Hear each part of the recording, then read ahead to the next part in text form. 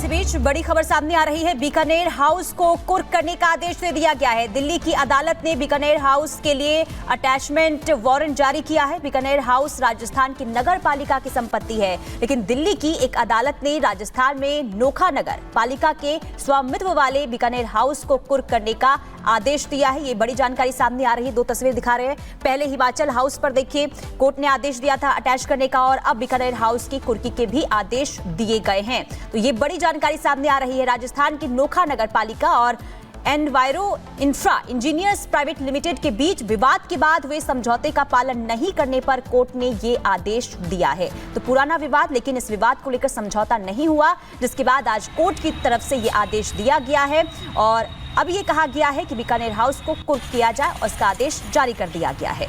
तो एक पुराना विवाद रहा है और इस विवाद को लेकर देखिए, पहले समय दिया गया था कि समझौता किया जाए, लेकिन समझौता ना होने पर आज कोर्ट ने ये बड़ा आदेश सुनाया है। तो बीकानेर हाउस की कुर्की होगी।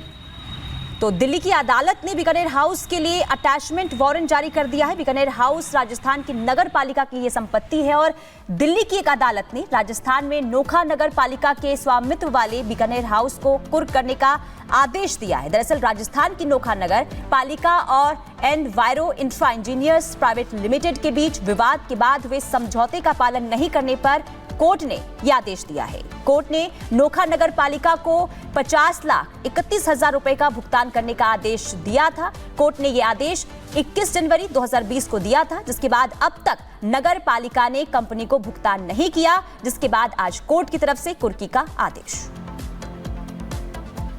तो बीकानेर हाउस को लेकर यह आदेश, कुर्की का आदेश दिया गया है कोर्ट की तरफ से। और आपको बता दें कि देखिए, जैसे पहले भी जानकारी हमने दी कि कहा गया था कि जो भुगतान है उसका किया जाए, हालांकि भुगतान नहीं किया गया, जिसके बाद बकाया भुगतान न करने पर आज कोर्ट ने कुर्की का आदेश दे दिया है। नोखा नगर पालिका की संपत्ति है बीकानेर हाउस और अब कुर्की का आदेश। और चलिए आगे बढ़ते हैं, बात अब दिल्ली की करेंगे, जहां आपको बताएं कि अरविंद केजरीवाल के खिलाफ बीजेपी ने मोर्चा खोला हुआ है और प्रदर्शन इस वक्त चल रहा है केजरीवाल के आवास के बाहर। ये बड़ी खबर आपको बता रहे हैं। पूर्व मुख्यमंत्री अरविंद केजरीवाल के खिलाफ ये प्रदर्शन हो रहा है। दिल्ली में बीजेपी विरोध प्रदर्शन कर रही है। इस वक्त की बड़ी खबर बता रहे हैं, घर के बाहर ये विरोध प्रदर्शन चल रहा है। बड़ी जानकारी मिल रही है, जहां आपको बताया अरविंद केजरीवाल जो पूर्व मुख्यमंत्री रह चुके हैं दिल्ली के, उनके खिलाफ प्रदर्शन किया जा रहा है। बड़ी संख्या में बीजेपी कार्यकर्ता अरविंद केजरीवाल के घर के बाहर मौजूद हैं और हमारे साथ हमारी सहयोगी कोमल सीधे जुड़ रही हैं, उनका रुख कर लेते हैं। कोमल, क्या वजह है इस प्रदर्शन की, पहले तो ये बताइए। देखिए, अगर बात बीजेपी की करें तो शुरुआत से ही वो अरविंद केजरीवाल जो पूर्व मुख्यमंत्री दिल्ली के रहे हैं, उनके आवास को लेकर के उन्होंने शीश महल का भी दर्जा दिया था और अब टोटो टॉयलेट के लेकर के भी कुछ दिन पहले प्रदर्शन हुआ था। और अभी भी आपको दिखा रहे हैं, भारी संख्या में बीजेपी के कार्यकर्ता जो है वो यहाँ पे प्रोटेस्ट कर रहे हैं, डिमॉन्स्ट्रेट भी करेंगे, मार्च भी करेंगे उनके आवास तक। लेकिन इस बीच कमलजीत शेरावत जी जो हमारे साथ MP है वो जुड़ गई है। मैम, लगातार आप लोग प्रोटेस्ट कर रहे हैं, मांग क्या है और क्या ये चुनाव को देखते हुए, क्योंकि विधानसभा चुनाव भी बेहद ही नजदीक है, तो उसी के लिए क्या वोट की राजनीति के लिए भी ये आरोप जो है विपक्ष लगा रहे हैं? दिल्ली के अंदर कोई भी सांसद हो, दिल्ली के मुख्यमंत्री हो या मंत्री हो, सबको घर मिलता है, लेकिन वो घर एक प्रोटोकॉल के तहत मिलता है और जो हमारे एक पूरी लिस्ट होती है जो सामान हमें मिल सकता है। लेकिन अरविंद केजरीवाल जी ने अपने घर को शीश महल में बदला, वहाँ पर जो उन्होंने सामान लगवाया वो किसी भी सरकार के DSR लिस्ट में नहीं आते हैं। और अब तो देखकर और हैरानी हो रही है कि उस 42 करोड़ रुपए लगे हुए शीश महल के अंदर टॉयलेट सीट सोने की थी। वियतनाम का पत्थर कोई भी सरकार अप्रूव नहीं कर सकती। घर में 8-8 लाख के पर्दे कोई भी डिपार्टमेंट नहीं कर सकता। आप लोग मार्च कर रहे हैं, तो क्या मांग क्या है? मार्च जब कर रहे हैं उनके रेसिडेंस तक तो मार्च लेकर के जाएंगे। हमारी मांग ये है कि दिल्ली की जनता को झूठ बोलने वाले मुख्यमंत्री आपके घर में 12 लाख की कॉमोड, 8 लाख के पर्दे कैसे लग गए, हमें इस बात को बताइए। आपके घर में 42 करोड़ का रेनोवेशन कैसे हो गया? और आप जो अपने आप को आम आदमी कह रहे थे वो इतने राजा जैसे कैसे अपने घर में रहने लगे, इस बात का जवाब आप दिल्ली की जनता चाहती है। और उसी सवाल को लेकर आज हम यहाँ पर हैं कि ये सोने की टॉयलेट सीट कैसे लग गई। लेकिन देखिए, आम आदमी पार्टी तो हमेशा से यही छवि दिखाती है कि कट्टर ईमानदार की पार्टी है। अभी भी देखिए, चूंकि विधानसभा चुनाव जो है अब दिल्ली का बहुत ही जल्द ऐलान हो जाएगा, उसमें भी चेहरा जो है वो अरविंद केजरीवाल को ही बना रही है, कट्टर ईमानदार का टैग भी दे रही है। दिल्ली के पूर्व मुख्यमंत्री केजरीवाल जी को सेक्रेटेरिएट जाने से ऑनरेबल कोर्ट ने मना किया, फाइल साइन करने से ऑनरेबल कोर्ट ने मना किया। क्यों किया? क्योंकि वो उस केस में दोषी हैं, लेकिन अभी सुनवाई पूरी नहीं हुई तो सिर्फ जमानत मिली है। तो जमानत मिलने का मतलब केस खत्म होना नहीं है। वो दोषी है, समय आने पर सजा मिलेगी। और उनके चेहरे को लेकर अगर कट्टरता ईमानदार पर आम आदमी पार्टी क्लेम कर रही है तो इससे बड़ा कोई मजाक नहीं हो सकता है।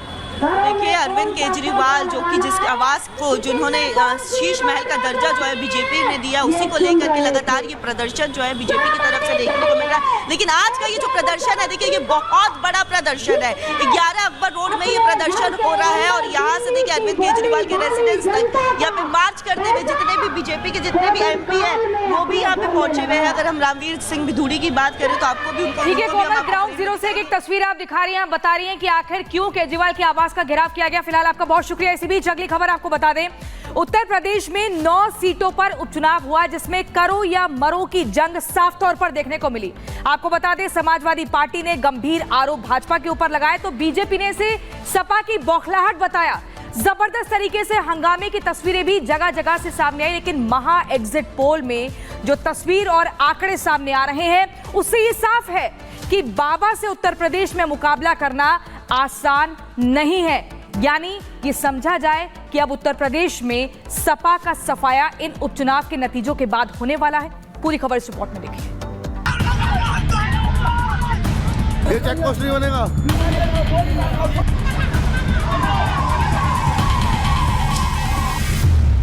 उत्तर प्रदेश में उपचुनाव की जंग भीषण हो गई। वोटिंग के दिन सियासी पारा गरमाया रहा, क्योंकि 9 सीटों पर बीजेपी और सपा ने पूरी ताकत झोंक दी। दोनों ओर से आरोपों की बाढ़ चली। वोटिंग के दौरान अखिलेश यादव ने कई बार दावा किया कि उनकी पार्टी के वोटर्स को रोका जा रहा है। यहाँ तक कि वोट युद्ध में एक लड़की की जान चली गई। कहाँ क्या बवाल हुआ, सब बताएंगे। पहले देखिए यूपी के एग्जिट पोल में कौन सी पार्टी भारी पड़ रही है। मैट्राइज के एग्जिट पोल के मुताबिक एनडीए को 7 सीटें मिल रही हैं। वहीं इंडी की बात करें तो महज इंडी 2 सीटों पर सिमटती नजर आ रही है। सपा को 9 में से सिर्फ 2 सीटें मिलती दिख रही हैं। एग्जिट पोल के मुताबिक सपा के गढ़ और अखिलेश की सीट रही करहल में भी बीजेपी जीत रही है, लेकिन दावे दोनों ओर से हो रहे हैं। जो इनका नेगेटिव एजेंडा था, नकारात्मक एजेंडा इन्होंने सेट किया था लोकसभा चुनाव में, उत्तर प्रदेश की जनता उसे समझ चुकी है। और निश्चित रूप से जब परिणाम आएंगे तो मैं विश्वास के साथ कहता हूं कि आश्चर्यजनक परिणाम आएंगे और भारतीय जनता पार्टी और एनडीए हम मिलकर 9 की 9 सीटें जीतने जा रहे हैं, बड़े अंतर से जीतने जा रहे हैं। एग्जिट पोल यदि लोकसभा के चुनाव में सटीक बैठा होता तो आज के एग्जिट पोल को हम सच मान लेते। एग्जिट पोल के लोगों ने 2 से लेके 11, 12, 14 से ऊपर समाजवादी पार्टी को लोकसभा में नहीं दिखाया था, लेकिन मैं ये जानता हूं 9 की 9 सीटें समाजवादी पार्टी ऐतिहासिक वोटों से जीतेगी। हार जीत के लिए उपचुनाव के मैदान में खूब बवाल हुआ। उत्तर प्रदेश में करहल, मीरापुर, ककरौली, सीसामऊ सीट, मुजफ्फरनगर में पुलिस से झड़पें हुई। मीरापुर सीट पर तो वोटिंग के दौरान भीड़ ने